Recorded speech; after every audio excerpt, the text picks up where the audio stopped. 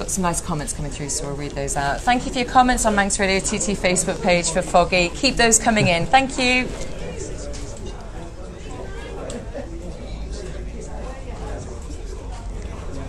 Need an ice cream. Huh? Want an ice cream? I know, it'd be great if you were sat here with an ice cream, wouldn't it? We should have got you on. These guys with ice cream. Foggy wants an ice cream. Do you want one of that? Just going to get one of them. Thank you. Is that Ember? It's a big guy, yeah. We are back with you on Burnout, and we're with you until 4 o'clock this afternoon, and I'm carrying on our conversation now with Carl Fogarty, MBE, otherwise known as Foggy. Thank you so much for your comments on Facebook. We're just going to go through a few of them now because there have been so many. Mick says, good old Foggy, get on a bike and do us a lap of honour. Sean says, hi to Carl from Sean. William says, good to see Foggy there at the TT. Ernie says, what was Foggy's greatest it would be good if I could talk. What was Foggy's greatest race win? And who was his biggest competition? Oh God, put me on the spot with that one. The biggest competition was everybody else in the race for me. I just wanted to beat everybody. I think the biggest competition was myself. You know, it was everything was against me. Getting the bike right. If I didn't get it right, I was kind of beating myself up if I didn't win the race on Sunday. So I think it was the biggest competition was myself. And you know, I look back at big races that I won now. Everybody kind of thinks I'm going to pick out a World Superbike race, but when I'm sat here in the sunshine on my favourite little rock in the middle of the sea, I've got to say the senior TT, winning the senior TT was something I was brought up as a kid watching my father try and win the TT for, from 63 to 83, so I was coming from 65 onwards as a 1 year old. So winning the senior in 1990 in the conditions that I won it in that year, I think that's my favourite race win. Thank you to Ernie for that question. Ed says, big hello from Canada, remembering the best week of my life, TT 2002. Marie, World Superbike days were great days when Foggy was racing. Steve, you missing the racing, Foggy? Yeah, I do miss the racing, especially when I'm back here now. I've just done a lap on the circuit about an hour or two ago, and it all comes back to, you know, all the times and the battles and the races that I had round here. So yeah, I kind of when the sunshine like it is now, and people said to me sometimes, I bet you're glad you're not setting off down Glen Crutchley Road anymore. I'm thinking, God, you're so wrong. I'd love to be going down there again. You know what I mean? Really would be. But yeah, I do miss it when I'm here at places like this. Yeah. It's an interesting one. Are you a weight loss advisor? Because Tracy says, hi Foggy, it's Tracy. I've lost 2 stone and still losing it. Thanks for the help and advice. Okay, I don't know anything about that, but yeah, fair play. Great, you're a weight loss advisor now as well. I'm enjoying that. Sue, some epic battles with John Kocinski. Yeah, he was a tough character. I mean, there were some big characters back then, some very talented riders. You know, John won Grand Prix. As most of the guys, you know, were doing both back then in the late 90s. Yeah, he was tough. He was. I beat him, he beat me, and he picked me to the championship in '97. And then we swapped bikes, I think. Oh no, we swapped bikes here before. Sorry, but. Yeah, tough character. He was a very odd character, shall we say. Had his issues with everybody. Trying to be quite diplomatic there, are you? Yeah, a little bit. No, he was. I think he was he wasn't a bit of an oddball, but I've got to say, as a motorcycle racer, he was a brilliant talent. So I've got to admit that. Yeah. So also a very good friend of yours, Tony Hudson. Has he sorted out a house to rent for next year? Ask him. I've just done a lap around the circuit, and I've just spotted a potential few that we could maybe get. But yeah, you know what? The place I stayed a couple of years ago, I've just been round to say hello to them. You know, called in and said hello, and the couple there, lovely couple they are, near a house near Ramsey, and said, you know, makes a decent offer. You can have it again next year. So I maybe have to. You know, sell a few books and make a decent offer. Tell you what, Foggy, after this interview, I think you're going to get a few people requesting for you to stay in their houses. Okay, so let's just go a little bit back then to 2014. And I want to ask you, first of all, do people now talk to you, and when they first meet you, more about your biking career or actually being king of the jungle? Yeah, king of the and you know what, if it depends. If it's guys, it's always bikes. If it's women or the kids, it's the jungle thing, isn't it? You know, so it's all a lot really. Yeah, that was an experience. I must admit, I felt safer in that jungle than I do in this jungle that I'm in right now. To be honest, there are a lot of people here in the studio with Carl Fogarty as he joins us live on Manx Radio TT. So we are going to talk a little bit about life in the jungle. But the first question, the name of the programme, I'm a Celebrity, Get Me Out of Here. Celebrity is a word. What do you make of it? Do you enjoy being called a celebrity? No, I think that's probably one of the reasons why I won it, really, because people know what I'm like. I don't consider myself famous or a celebrity or anything like that.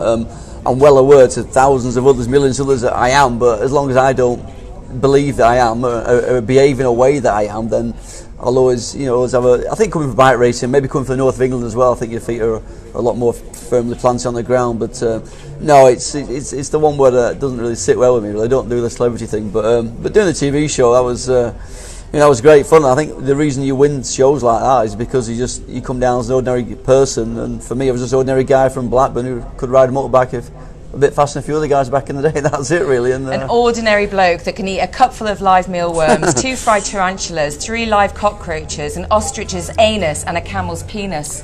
You haven't tasted my wife's cooking, though.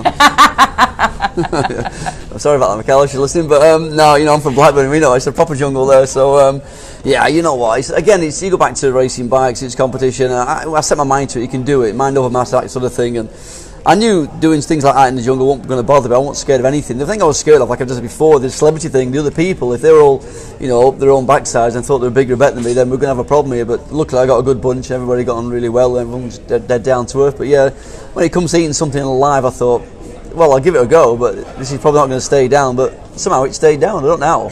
The worst thing I had in there was that deer's blood. Oh, that was awful. I can't even look at the glass of red wine the same anymore. But no, that was awful. But again, you do this, and it's like a team thing, and you want to try and compete and do the best and win some food for camp and that. But how it stayed down, I'll never know. We're going to move off the jungle. We're going to move on to dirt biking. Just briefly, are you going to get a chance to go on any bikes? You're going to meet up with Niter perhaps and be able to get out and do any dirt biking while you're over here? No, I'm still recovering from the last time he took me out dirt biking about a year ago. I came over in April and went out with him and just crashed all day long trying to keep up with him, really, which is it's a bit daft. He's the best in the world that's at racing these things. I'm not. I'm trying to keep up with him, so that's probably why I crashed a lot. And I'm just showing the scars now. So after my last night, I was out with the lads last night. We went down to a farm near where I live, near Blackburn. And about 6 of us were out on the trials bikes, and as I'm showing my scars, I had a bit of a slight altercation with a bank, and I couldn't get up it and slid down it into some bramble bushes. So I've got cuts and bruises everywhere at the moment. Still never learned, still trying to learn how to stop on these motorbikes, I remember last time seeing you on TV, I was watching Dirtquake, and you had a little incident there, didn't you, with Gary Johnson? Oh, not with Gary, with myself. I'd won the heat races really easily. I'd won all the old races on the Sunday really easily, to be honest. I was just cruising around, and then come to the final, I thought I'll win this one fairly easily, dropped the clutch, the thing went sideways, and I almost knocked the guy off at the side of me. I can't remember who the guy who qualified second. Got into the first corner, and even second place, I thought I'll get on the gas. It was Gary was in the front. Gary was struggling, to be honest. He wasn't that quick on the dirt bikes, and I went to get up the inside and got on the gas of this thing that thinks it's a 4-stroke that thinks it's a 2-stroke. It's the Motor2 engine for Triumph for next year, which is an incredible engine. This thing went sideways. I thought, oh no, I'm in big trouble here now. I mean, the TV show didn't do it justice, show all the build up to it, but I went down really hard, and I thought, I've proper hurt myself here. And all I could think about was, what have you done? Just come down for a bit of fun, just ride around a few circles with a few skids. And I'm led there with 5 broken ribs, a punctured lung, and a shattered shoulder blade. And I had to ring up Michaela and say, look, I've got a bit of a problem. We might not be moving house again tomorrow. I might not be moving house tomorrow, So I was going to mention that bit purely because you've written that in your book, and let's bring you onto your book, because that's one of the big reasons why you're here, as I say, to talk about. Because also this evening in Bushies, we're going to have another conversation. Sorry about that, folks. You've got me again at 5 o'clock this evening in Bushies TT Village, because we're going to be on the stage talking about your book, The World According to Foggy. It's the Sunday Times #1 bestseller and the best-selling author. Taking fans into the memory of your banks of your career, as I say, talking straight talk, hilarious. It really is so funny. The first page you talk about, and this got me, it was brilliant, an incident in Barbados with a well-known golfer, Ian Woosnam, who was captain of the Ryder Cup. Just tell me briefly, and don't tell us too much, don't forget, because we want people to buy the book. Yeah, you know what, the book it's just me telling funny stories really about my life, and me tongue-in-cheek taking the mickey out of life really, and it's not aimed at anybody or anything like that. If it comes across that way, then we failed really, but all the feedback I've had so far has been absolutely unbelievable. Like I say, it's been a #1 bestseller already, and every single comment I've had said that once people start reading it, they can't put it down for laughing at the daft silly stories and my silly opinions on things in life really. But it all kicks off in a transvestite bar in Barbados when I get into a fight with a famous golfer, and unbeknownst to me that night was the millionaire businessman TV guy, Duncan Bannatyne. He was in there, and this story stayed out of the press, and basically 3 years later I think Duncan was doing an interview for a Sunday Times magazine saying favourite holiday destination, favourite place, most bizarre situation you've ever been in. So, well, picture this. There's a transvestite bar in Barbados when a fight breaks out between Carl Fogarty and Ian Woosnam, and while the big black guys in the drag act are singing "Stop in the Name of Love." So you just picture that scene, and it's just welcome to the wonderful wacky world of Foggy sort of thing, And that's page 1. Moving on through the book, a question I want to ask you live on air is, so you got asked this question by Anne Robinson on The Weakest Link. What type of bean do you find in a Zambuca drink? Yeah, I can't swear, can I? I'm on red. What happened and why am I asking you that story? You know what? I can't believe, because my mate, I mean, we used to have parties with Zambuca. Like James Whittam's got a scar on his boob from blowing the Zambuca out too late and sticking it on his chest. But yeah, you obviously have coffee bean in. But my mind just went blank, and under pressure of cameras and whatever and TV, I went runner bean, and everyone just started laughing. I thought, what have you just said? When you knew the answer, you're like, no, wrong. And next thing I know, I've been voted off first of the Weakest Link, and it knocked me confidence for about 15 years, to be honest.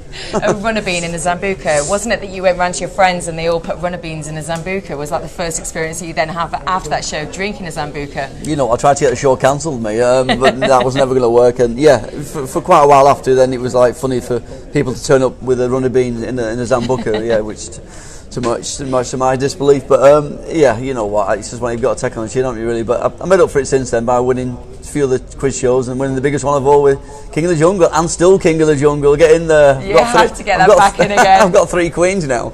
There are some serious sides of the book as well, and we are running out of time, unfortunately, but just want to touch on and also congratulate you, because I think it's great that for people that look up to you, that you've been very open, you've been very honest, and you've talked about your mental health issues as well with your depression after you finished racing and retiring.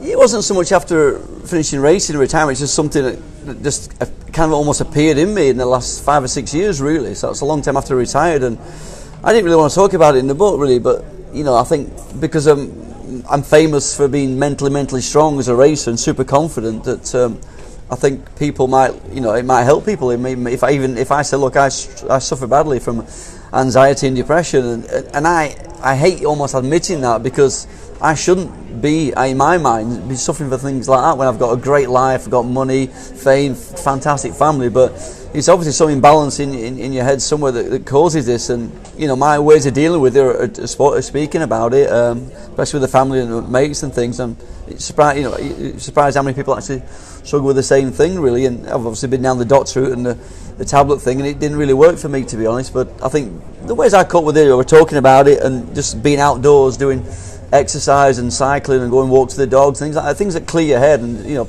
healthy mind, positive mind sort of thing, and that helps me a lot. And if anybody else is struggling with the same sort of things, then you know, maybe try those things, really, and speak to people about it, because you'll feel a lot better once you spoke about it, for sure.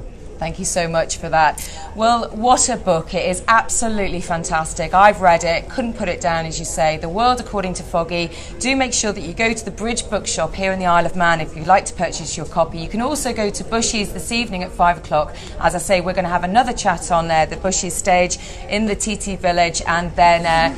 shush. I saw that. A few beers. No, just have a few beers as well. Oh, that's okay. I'll let you have that. So Foggy is going to be there at the Bushy's TT Village, and he's going to be signing books as well, and that's going to be at 5 o'clock this evening. Thank you so much for joining us, Foggy. There have been so many comments on Manx Radio TT Facebook page. James says, now you're tired, would you take Colin Edwards out for a drink? I probably would now, because I'm a nice guy now. Are you sure about that? No, not really. There are so many comments in. Obviously, thank you so much for all your comments. We haven't got time, unfortunately, to read them out, but I know that Foggy will get onto Facebook and have a look at those later, won't you, Foggy? Oh, of course, can't wait. Once more, thank you for joining us, and we'll be back with you after the break. Pleasure. Cheers.